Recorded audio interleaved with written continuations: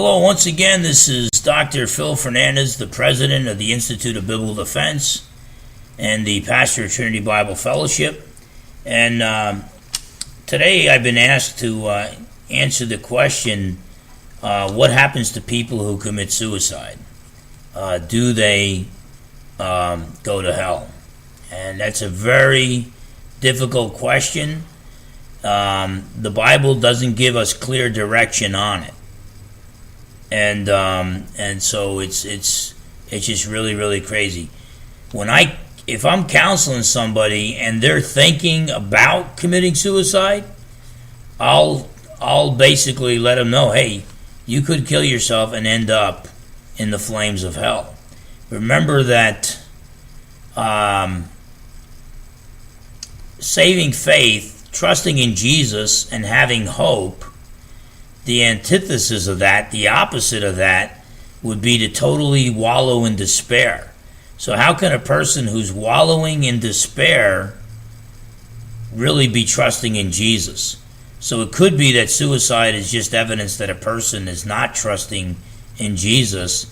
And to take your own life, God is sovereign over your life. Your life belongs to God, not to yourself. So if someone was thinking of committing suicide, I would give them the possibility. I would say, hey, it's a good chance that if you commit suicide, you're going to wake up in eternal torment.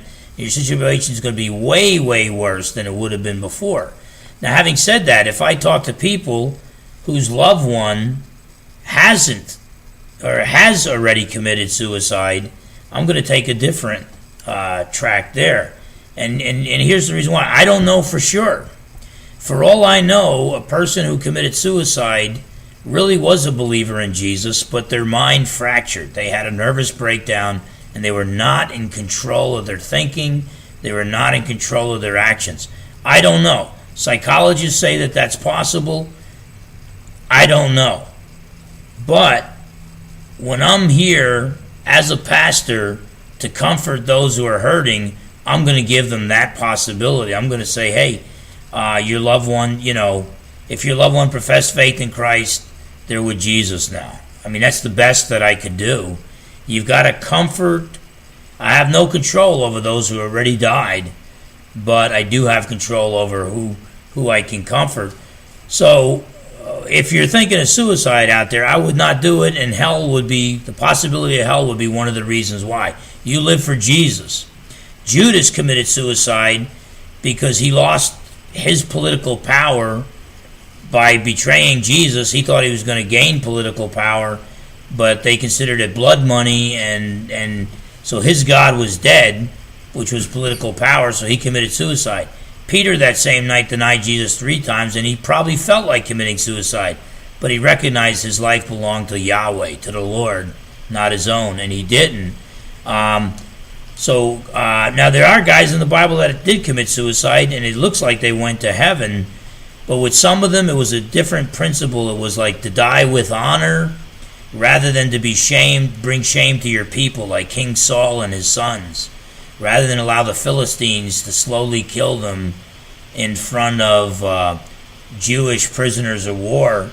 That was thought to bring shame to your country. So it's kind of dying to save the honor of your country. Samson basically killed himself in order to do what God called him to do, and that was to kill lots and lots of Philistines. And of course, Jesus sacrificed his own life. I wouldn't call it suicide, but he did sacrifice his own life for others. But in each of those cases, there's a higher principle. It's not being done out of selfishness. If a person is in control of their mind and in control of their actions, and they commit suicide, that's selfishness. That's being very selfish. That's not thinking about others, not thinking about your loved ones, and certainly not thinking about the Lord. So, but is a person in their right mind? I don't know. Only the Lord knows. And so suicide is something that, number one, make sure you discourage every human being from committing suicide. You encourage them to have hope, to trust in Jesus, and to live for Jesus. Secondly, So you never tell a person, yeah, go ahead and commit suicide, you'd be better off. No, we don't know that. For all we know, a person who claims to be a Christian but commits suicide proves that they're not a Christian, and then they're in eternal conscious torment. The other factor, though, is comforting those whose loved ones have committed suicide. They've been through enough, and they need comfort. And you just say, hey, I'm praying that they're in God's kingdom, that they're in God's hands, especially if they profess faith in Christ. And we can just hope and pray. And then when we go to see Jesus face to face, we'll find out. But please do not devastate people by telling them their loved ones went to hell. We don't know. For all we know, somebody tried to commit suicide, and as they were dying, they cried out to Jesus in their heart. We don't know. Don't use suicide to punish people, to punish the loved ones who are hurt enough. At the same time, when people are asking advice and they're thinking of suicide, discourage them with every means possible, even with the possibility of hell. That's the best I can answer it. God bless you.